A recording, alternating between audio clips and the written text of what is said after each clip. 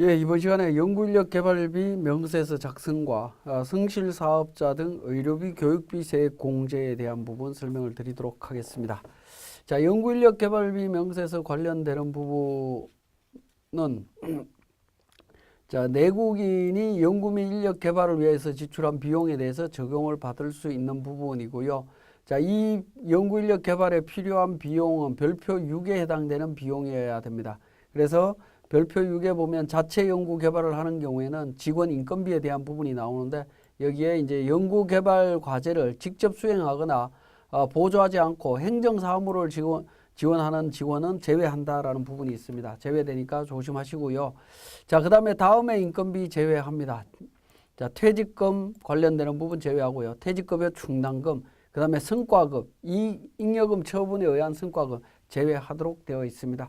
자, 그러한 부분들을 제외되는 부분들을 잘 판단을 하셔서 해당되는 인건비를 반영을 해주시면 되겠습니다.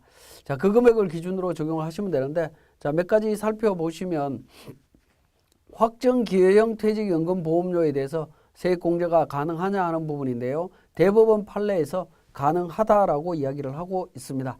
국세청은 안 된다라고 이야기를 하고 있지만 대법원 판례에서 확정이 되었고요. 자, 산재보험료에 대한 부분은 공제 대상 비용이 아닙니다. 기준법령 해석 법인에서 예규로 나와 있습니다. 그리고 연구인력개발비 세액 공제를 적용하기 위해서는 기업 부설 연구소 전담부서 검색을 해야 되는데 부서를 확인해야 되는데 한국산업기술진흥원에서 확인하실 수 있습니다. 그리고 연구소를 인정받거나 인정이 취소된 후부터 연구개발 전담부서로 재인정될 때까지 발생되는 비용은 세액 공제가 불가능하다라는 점, 이 부분도 반드시 기억해 주셔야 되겠네요. 자, 그 다음에 세액 공제 관련해서는 일반 연구인력 개발비에 대해서 증가액 기준으로는 30%, 중소기업은 50%입니다. 그 다음에 일반 발생 금액 기준으로는 중소기업의 경우에는 25%를 적용해 주고 있습니다. 중견기업이라든가 이런 부분들은 차등 적용을 하고 있고요. 자, 연구인력 개발비 준비금과 관련해서는 유의사항을 한번 보면, 자, 관련되는 유의사항은 그 세액공제는 최저한세가 적용이 되는 게 원칙이지만 중소기업에 대한 연구인력 개발비 세액공제는 최저한세가 적용되지 않는다라는 점도 기억하실 필요가 있겠습니다. 자, 그 다음에 2월 공제 적용이 된다. 5년 동안 2월 공제 적용이 가능하다라는 부분 기억해 주시고요. 자, 세무사랑 프로를 통해서 우리 프로그램에서 적용되는 부분을 보도록 하겠습니다. 공제 감면 쪽에 보시면 세액 공제 감면 1번에 연구인력 개발비 명세서가 있습니다. 자, 연구인력 개발비 명세서에서 발생 명세서 및 증가 발생액 계산, 그 다음에 공제액, 연구소 전담부서 현황, 발생 명세까지 작성을 하게 됩니다. 자, 발생 명세에서 해당 과목, 개정 과목 기준으로 합니다. 경상연구개발비고요. 직원이 2명이고 1,000만 원 나갔습니다. 기타 자체 연구개발비나 기타는 없습니다. 그 다음에 위탁 공동연구개발비도 내용이 없습니다. 자, 그 다음에 2번에 연구 및 인력개발비 증가 발생액 계산에서 2016, 15, 14, 13년에 대한 금액을 입력을 합니다. 연구인력개발비로 지출된 금액을 입력을 하면 평균치가 계산이 될 거고요. 증가액은 200만 원이 됩니다. 200만 원과 1,000만 원 중에 공제세액을 계산을 합니다. 공제세액 둘 중에 큰 금액 1,000만 원 기준으로 해서 25% 적용이 되고 있습니다. 그럼 250만 원이고요. 증가 발생액 기준 200만 원 중에 50% 적용하면 100만 원입니다. 그러면 둘 중에 큰 금액인 250을 적용을 합니다. 적용해서 세액공제를 적용받을 수 있고요. 이때 오른쪽에 보시면, 오른쪽 맨 마지막에 보시면 제외 대상이라고 나와 있는데 중소기업에 대한 연구인력 개발비 세액공제는 최저한세 제외가 됩니다. 최저한세 적용 제외가 되는 경우에 이렇게 제외에 표시를 해주시면 되겠습니다.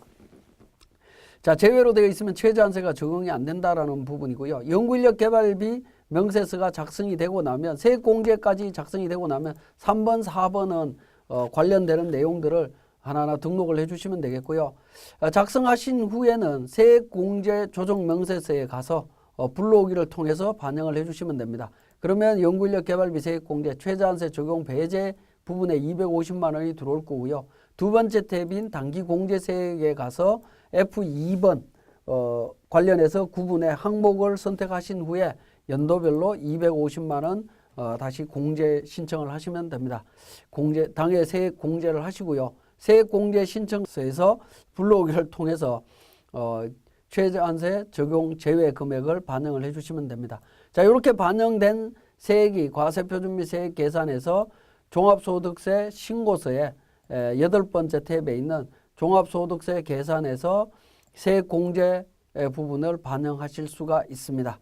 F8번 세액 공제 부분으로 해서 250만 원 반영하실 수 있다라는 겁니다. 자, 그리고 성실사업자 등에 대한 의료비, 교육비 세액 공제 부분입니다.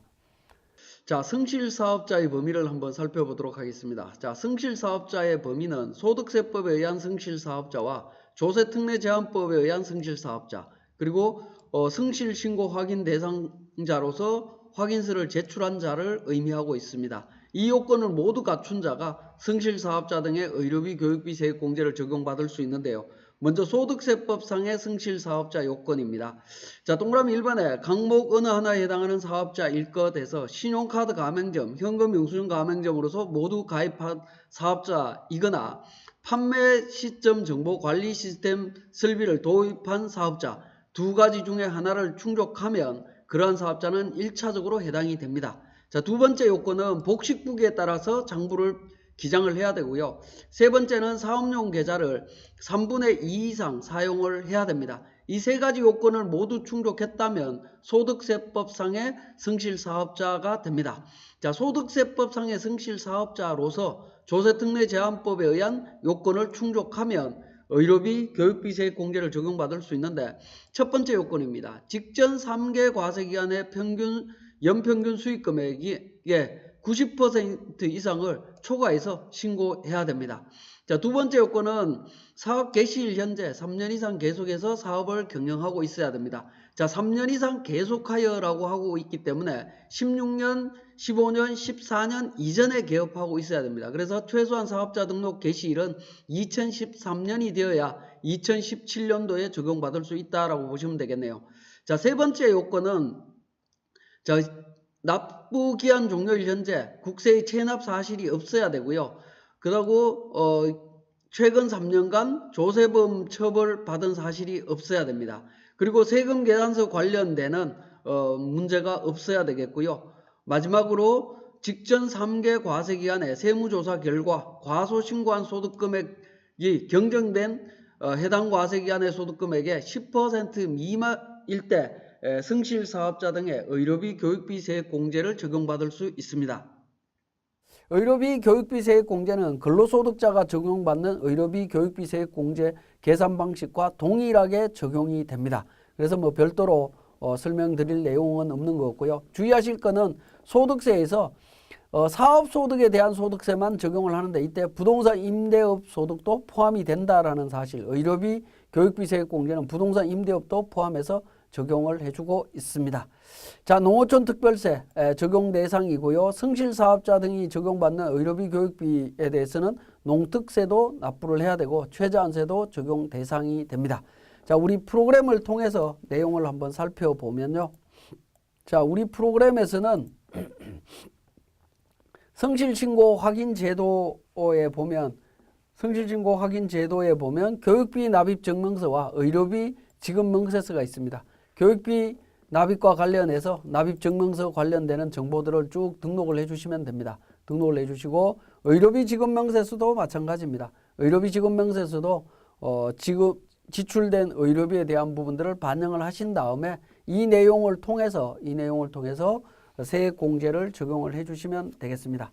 세액 공제는 과표 및 세액 계산에서 종합소득세 신고서 쪽에 가시면 적용을 받으실 수 있습니다.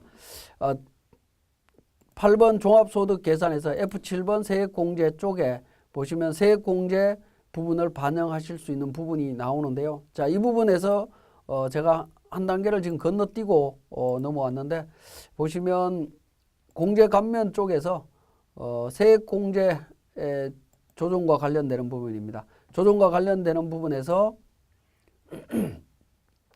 하단 부분으로 내려오게 되면 성실사업자 의료비 세액공제와 성실사업자 교육비 세액공제가 있죠. 이 교육비 세액공제 관련되는 부분들을 금액을 반영하게 되면 적용이 가능합니다. 물론 이제 의료비 같은 경우에는 세액공제 대상 금액만 찾아서 해야 되겠죠. 소득 금액 기준 3% 초과되는 금액을 초과하는 의료비를 찾아서 계산을 해 주셔야 됩니다. 그 부분은 계산해서 적용을 해 주시면 되겠고, 이렇게 세액공제 조정명세서에 반영된 내용을 우리 과표 및 세액 계산에서 종합소득세 신고서 쪽에서 세액공제 명세 쪽에 반영을 해 주시면 되겠습니다. F7번 해서 하단 부분에 여기에 반영을 해 주시면 됩니다. 의료비 세액공제 관련되는 부분 반영되는 부분이 있습니다. 자, 여기까지 연구인력 개발비 세액공제와 의료비 교육비 세액공제 부분을 살펴봤습니다.